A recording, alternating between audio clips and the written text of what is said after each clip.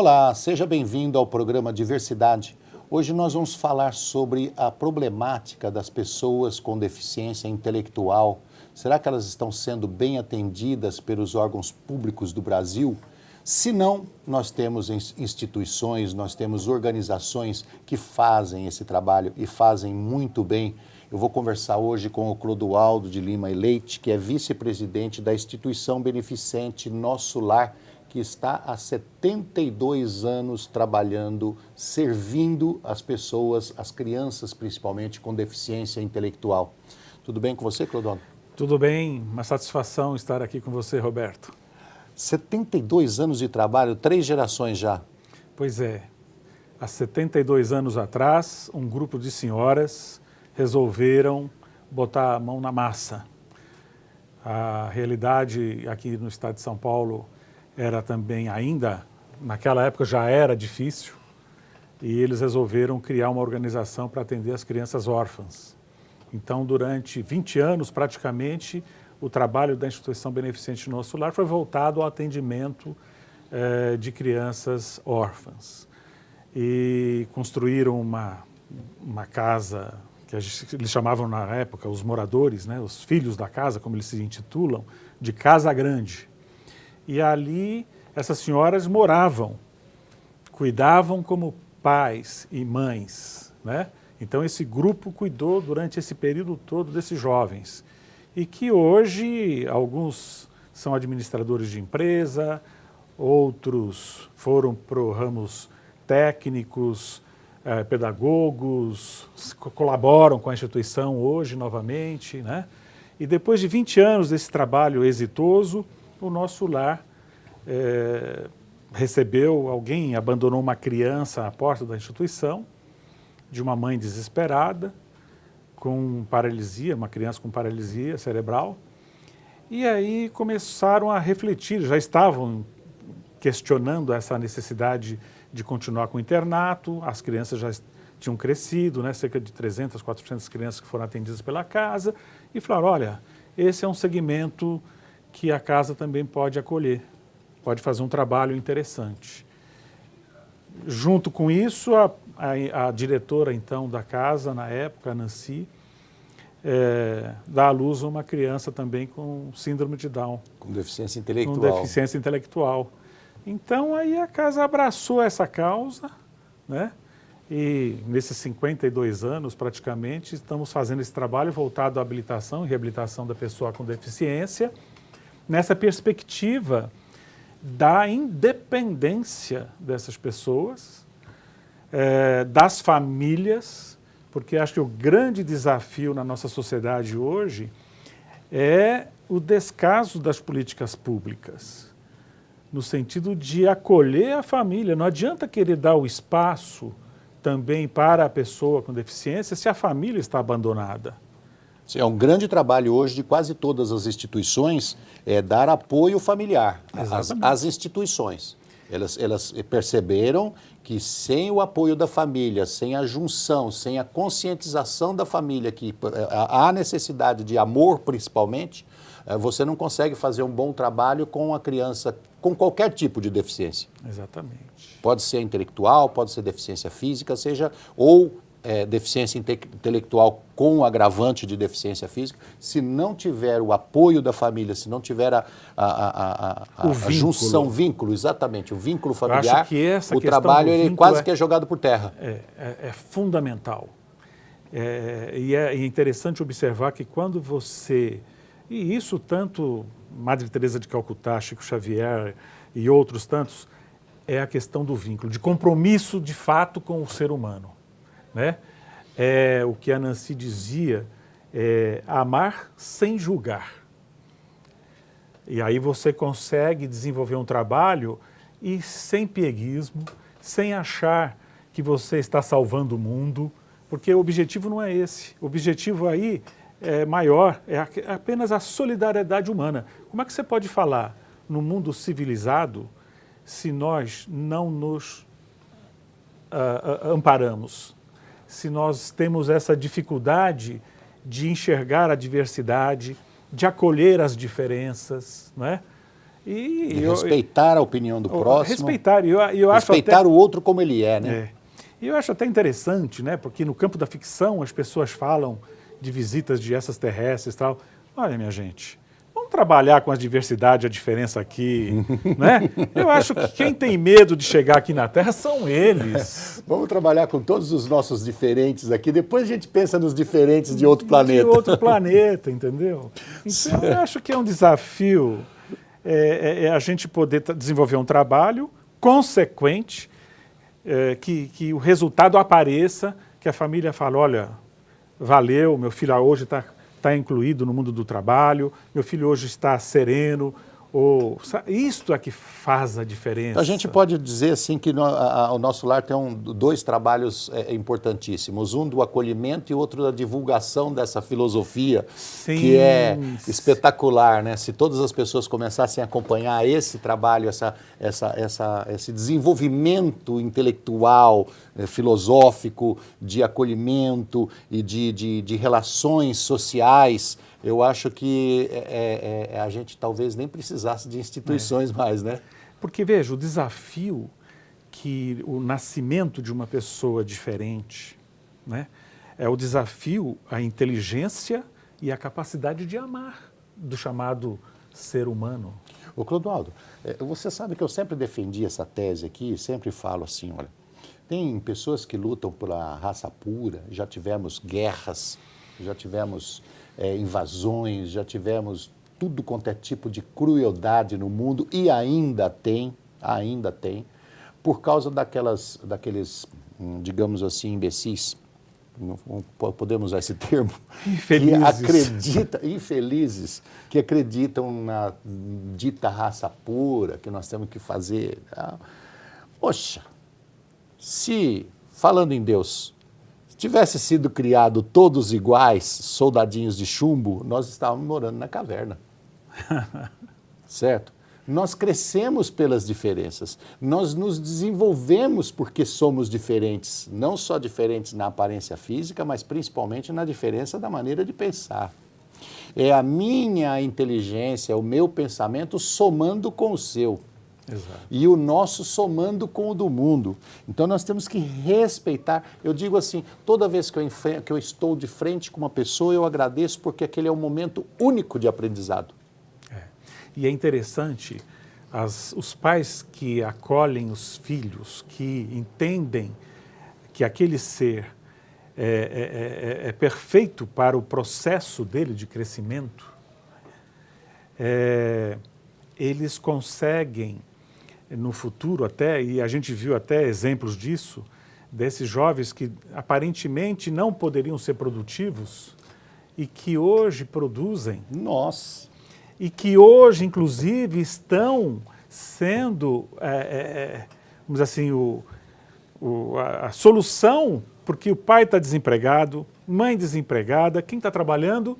A pessoa com deficiência. Não, e se a gente for buscar, eu não tenho aqui a lembrança de todos, mas se a gente for buscar nomes de pessoas com deficiência que fizeram diferença no mundo, não podemos ser Stephen Hopkins, Aleijadinho, o Evgen Bavikar, fotógrafo. Nós temos centenas de pessoas, reis que foram autistas, que foram... Nós temos... Esse físico que agora, recentemente... O Stephen Hopkins, que morreu. Certo? Nós temos centenas e centenas, milhares talvez, de nomes, pessoas que tiveram algum tipo de deficiência intelectual ou física e que mudaram o rumo da humanidade. Exato. Clodoaldo, mas assim, para a gente encerrar o primeiro bloco, eu queria só dar mais uma pincelada do nosso lar, depois a gente vai entrar no seu trabalho mesmo, o trabalho que é desenvolvido pelo Nosso Lar. O Nosso Lar foi fundado pela mãe da Dona Nancy, certo? Dona Maria Augusta Pullman. Dona Maria Augusta Pullman. E junto com Nair Ambra Ferreira, que é a irmã. Tá, e a Dona Nancy assumiu o Nosso Lar, que é uma pessoa, faleceu agora há pouco tempo, você me deu essa notícia. Aos 94 anos. Super triste, tinha uma amizade com ela muito grande, tinha um respeito, uma admiração por essa senhora, fabulosa, autora de vários livros. Sim. Certo? Li alguns, tive o prazer. Mãe do Fabiano Pullman, certo? Que é um psicólogo maravilhoso, espetacular na área de sexologia também. Sim. Conheço toda a família, conheço a trajetória, mas tem uma história que eu gostaria que você me confirmasse. Como que é o nome da menina que nasceu com síndrome de Down? Florence. A Florence. É verdade que estavam num sítio e a Florence disse, mãe, o Fabiano está te chamando. E aí ela foi direto na direção da piscina, o Fabiano tinha caído dentro da piscina e tinha quebrado o pescoço, ficado tetraplégico? Eu não tenho esse detalhe que você tem, mas o que eu sei é que a irmã estava próxima, ele mergulhou e ela pensou que ele estivesse brincando, porque ele ficou ali boiando. E ela viu que não era, então ela puxou o menino pela cabeça. Eu sei que teve uma participação. E aí foi a salvação, né, do Fabiano, porque aí ele viram que estava... E aí ela pediu socorro e as pessoas vieram, acudiram. Mas esse detalhe de estar no sítio, eu vou ficar te devendo. Eu ouvi essa história. Então, veja bem, a dona Nancy, ela já era uma geração já depois da fundação do nosso lar, teve uma filha com deficiência intelectual. Essa menina já mocinha, adolescente, certo? Salvou, então, o irmão, ou disse à mãe que o irmão estava sofrendo um acidente, e o Fabiano tinha quebrado a cervical. A cervical, ficou tetraplégico. Dona Nancy, então, ficou com 2 filhos, uma com deficiência intelectual, com síndrome de Down, e um filho tetraplégico, que é esse psicólogo que a gente está falando. Então... É isso aí. Esse é o desafio dessa mulher. É o desafio. E fora que ela não parou momento algum, eu acho que ela tinha como exemplo, inclusive, a Florence Nightingale, a grande enfermeira, né? Que cuidou na guerra fez um papel extremamente relevante. E era uma mulher também singular naquela época. Essa foi uma inspiradora da Nancy, porque Nancy fez, além de a enfermagem, fez sociologia, fez jornalismo, era uma pessoa extremamente culta. Sim. Né?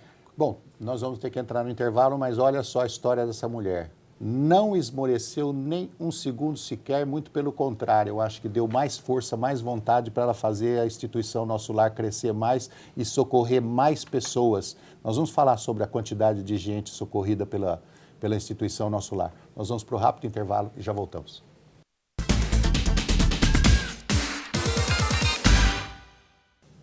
Estamos de volta com o programa Diversidade, hoje conversando com o Clodoaldo de Lima Leite, que é vice-presidente da instituição beneficente Nosso Lar. Nós contamos um pouquinho da história da dona Nancy, sua mãe, da Florence, do Fabiano, que são a família que desenvolveu praticamente todo o trabalho dentro da instituição Nosso Lar.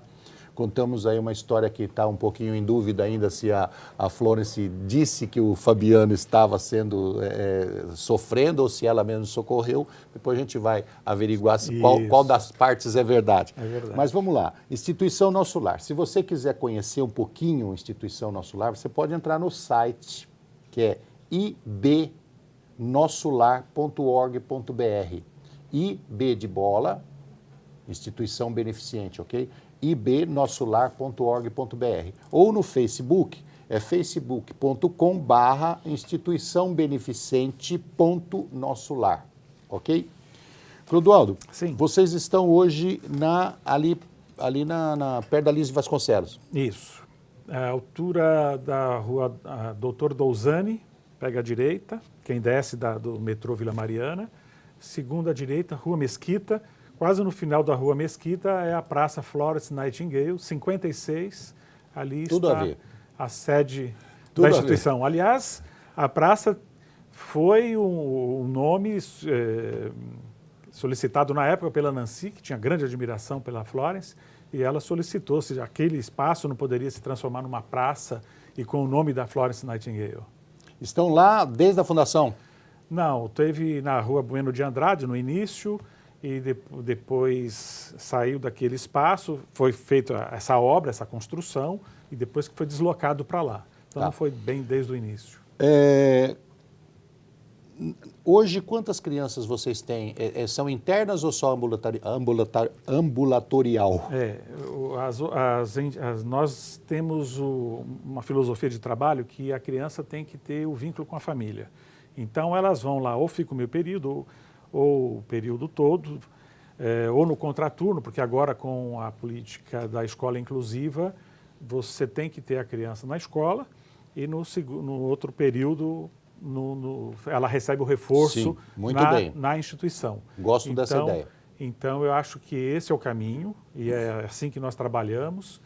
E ali a gente tem o desafio também de atender aqueles que as organizações, de modo geral, não querem. Passa dos 18 anos, fala, não é mais caso para mim. Eu quero só os casos bonitinhos. Então, lá nós temos... Vocês pegam assim, qualquer caso, bonitinho, feio. Centro de convivência, né, para poder, pelo menos no plano horizontal, que a gente chama de habilitação horizontal, estar desenvolvendo aspectos, porque a pessoa com deficiência, se pelos testes fala, olha, ele não pode ir para um outro patamar, mas nesse patamar horizontal, quanto não foi ainda trabalhado e explorado? Então, ou seja, eles voltam para casa à noite. Eles voltam no fim do dia, até fim às do dia. 6 Quantas da crianças hoje atendidas? Então, Crianças de 9 a 90? Nós estamos lá com cerca de 120 agora. Sendo atendidas. Nós tínhamos um trabalho maior com a parceria que nós tínhamos antes com o IANSP, mas, como você sabe, as entidades estrito sensu de assistência social hoje vivem uma séria crise, porque com o novo desenho da política pública, da Lei Orgânica da Assistência Social, as entidades se dividiram em entidades da assistência na educação, na saúde e estrito sensu da assistência social. As de educação e saúde continuaram com percentual de gratuidade, podendo cobrar daqueles que têm condições financeiras um valor para a sua autossustentabilidade. No campo da assistência social estrito sensu, as entidades têm que cumprir 100% de gratuidade, que é o caso do Nosso Lar. E na política diz que esse 100% teria a cobertura do Estado. O Estado não cobre isso. Os recursos que recebemos hoje do Estado dão 30%, 40% do custo de uma criança. Então, o voluntariado da casa é muito grande e graças a esse trabalho voluntário, com feiras, bazares associados, é que nós sustentamos esse trabalho atendendo aí 120 hoje pessoas com deficiência. 120 crianças hoje, mas nos 72 anos a gente pode falar em milhares. Milhares. Nós temos, acho que por ano, se for considerar os atendimentos que nós fazemos, 98 mil atendimentos ano. Então, porque não fica restrito a essas... Tem criança que passou por lá que está velhinho hoje. Temos. Aliás, a primeira síndrome de Down a se aposentar no país por trabalho contínuo é lá da instituição beneficente Nosso Lar. Vocês têm voluntários ou funcionários com deficiência também? Funcionário, porque como é que a gente vai falar em inclusão no mundo do trabalho você não dá abertura... se você não dá o exemplo, não é? Então, nós temos lá também pessoas com deficiência. E uma delas nós nem sabíamos, depois ficamos sabendo que era a primeira deficiente, a síndrome de Down, a se aposentar no país. Virou até matéria na Folha de São Paulo. Interessante. Fora o atendimento que vocês dão para as crianças com deficiência intelectual, e diga-se deficiência intelectual com agravantes de deficiência física também. Tem alguns que têm várias deficiências, né? Tem a deficiência intelectual, às vezes cadeirante, tem uma série de agravantes em cima disso. Fora isso, vocês dão simpósios e palestras lá dentro também. Sim, nós fazemos isto com esse objetivo de estar repassando o conhecimento, porque acho que o conhecimento é fundamental. E as famílias, por exemplo, elas recebem periodicamente trabalhos que são desenvolvidos lá pela nossa assistente social, pelo Fabiano como psicólogo. Então, nós vamos empoderando a sociedade com relação aos direitos da pessoa com deficiência, aos direitos dos filhos, né? Aos direitos delas enquanto pais de pessoas com deficiência. Então, há uma necessidade muito grande. Os temas são variados. São os mais variados. E, paralelamente a isso, a casa também tem a clareza de que ela sozinha não resolve, que nós temos dentro de um concerto de política pública e participamos por isso desde a criação do Conselho Estadual da Pessoa com Deficiência, lá em 82, com Franco Montoro, e participamos atualmente também, acompanhamos os fóruns da assistência social, quer dizer, a organização ela não pode estar desligada do contexto, saber para onde caminha e ser propositiva também. Porque a política pública que são aprovadas, muitas vezes elas não são resolutivas. E nós temos que ter esse espírito crítico de denunciar a política que tem apenas um viés de massa de manobra ou um viés de ideológico partidário. Me diga uma coisa, as crianças elas são atendidas gratuitamente, todas elas? Todas. Todas elas. Nas palestras também a entrada é gratuita? Totalmente gratuita. Totalmente gratuita. Então todas as pessoas que quiserem assistir palestras, diversos temas, para aprender, tendo criança com deficiência, um parente com deficiência ou não, seja interessado em progredir, em conhecer um pouco mais, principalmente as relações sociais, que eu sempre falo isso, que é uma coisa que eu considero importantíssima, a relação social, como você disse, positiva, né? Querendo que a nossa civilização cresça, independente da crença, independente se você acredita ou não, que a nossa civilização cresça de forma positiva. Por que nós devemos trabalhar isso? Tem muita gente que fala no sistema religioso, espiritualista. Eu digo o seguinte, você tem que fazer com que a humanidade melhore, porque você tem filhos, você tem netos, certo? E nós devemos deixar o mundo melhor para eles, para as crianças que estão vindo. Então, quer assistir uma palestra lá? Pode entrar no site, tem lá a programação? Tem uma programação. De palestras? Provavelmente o site deve estar em construção, porque nós estamos reformulando toda essa parte visual do site. Mas tem o Facebook, que aí também já, com certeza, ele está funcionando. Não, mas no site pega seu endereço, no Facebook pega o endereço, dá um pulinho lá. Aceita-se também voluntários, né? Voluntários. Não aquela pessoa que vai lá e faz um servicinho de meia hora e depois nunca mais volta, tá? Voluntário é uma questão muito séria. Tem muita gente que acha que ser voluntário é ir lá e pegar um balde d'água, lavar uma cozinha e depois ir embora e sumir. Não deu nem endereço. Isso não é voluntário. Exatamente. Voluntário é aquele que tem compromisso com o que está se fazendo, ou seja, ele tem horário de entrada, horário de saída, tem um tempo lá dentro, assina um contrato de voluntariado. Exato. Certo? Com certeza. Tem que ser assim, porque às vezes pega uma pessoa de má fé e de repente ela processa a empresa depois por trabalho. Já sofremos isso. Já, então, infelizmente tem pessoas assim. Então assina um contrato de voluntariado, tem um horário definido, então se você quer ser uma voluntária ou um voluntário, faça na sua agenda direitinho os seus dias de possibilidade de trabalho, quais são os horários que você tem, seja uma vez por mês, não tem problema, mas aquele horário tem que ser cumprido porque a instituição está contando com você, ela está esperando você ali para fazer aquele trabalho. Então, aceita-se voluntários sérios, com vontade, aceita as pessoas... Associados contribuintes. Associados contribuintes, porque como o Clodoaldo falou, a renda, o repasse de verba que o governo dá não paga 30% de uma criança, então aceita-se contribuinte. Aceita-se doações. São, com certeza. É muito necessário. Eu falo isso, de repente falo assim, poxa, ele está querendo que a empresa... Não, é um trabalho bonito que eu conheço. Eu conheço muito bem, é um trabalho bonito e sério. É sério.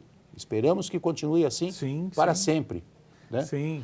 E você ter uma equipe técnica pagando salário de mercado, isso é responsabilidade. Vocês têm lá fisiatras, fisioterapeutas, nós temos psicólogos. Lá pedagogos, psicólogos, a equipe multidisciplinar.